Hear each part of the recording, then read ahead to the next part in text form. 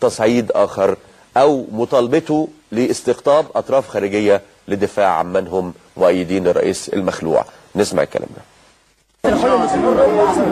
لا، ليست الإخوان المسلمين. الشعب الذي ينتفض اليوم بالملايين ضد الانقلاب العسكري هو شعب مصر الذي يختلف مع الإخوان المسلمين أحيانا ويختلف مع الرئيس مرسي كثيرا، لكنه يعرف أن الذي حدث أول أمس هو انقلاب عسكري على الرئيس المنتخب وعلى صندوق الاقتراع وعلى الدستور وعلى الإرادة الشعبية وعلى الدولة المدنية واستعادة للدولة العسكرية البوليسية، وبالتالي لن نقبل بهذا الانقلاب ولو على رقابنا. حضرتك دلوقتي مع حبس المرشد والكتاتني وقيادات الجماعة والإخوان المسلمين، مين اللي بيدي الأوامر أو مين اللي بيقود حاليا؟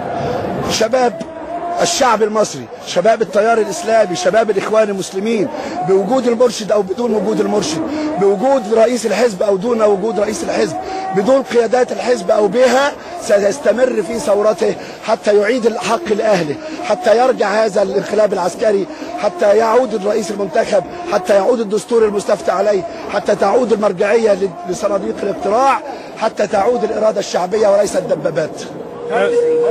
There has been a state of emergency declared in Sinai. Can you control your supporters to prevent violence? نحن لسنا المتحكمين في الأرض، لكن هذا الذي يحدث في سيناء ردا على هذا الانقلاب العسكري يتوقف في الثانية التي يعلن فيها عبد الفتاح السيسي أنه تراجع عن هذا الانقلاب وأنه صحح الوضع ورده إلى أهله وأن الرئيس يعود إلى سلطاته. Dr. Kagi, this is from Newsweek. Are you worried about being arrested? What? Are you worried about being arrested? I? Personally? Personally? No, I am in front of you. If you left? طيب ده المشهد، انه يعني في اكتر من تفصيله ممكن نتوقف عليها.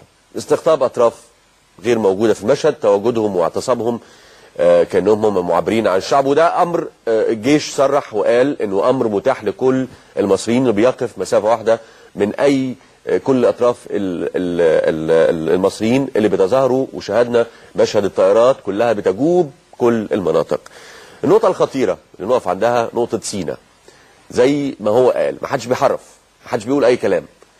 قال إن سينا وفور عودة رئيس المخلوع مرسي ستوقف كل شيء في سينا. أظن الموضوع واضح.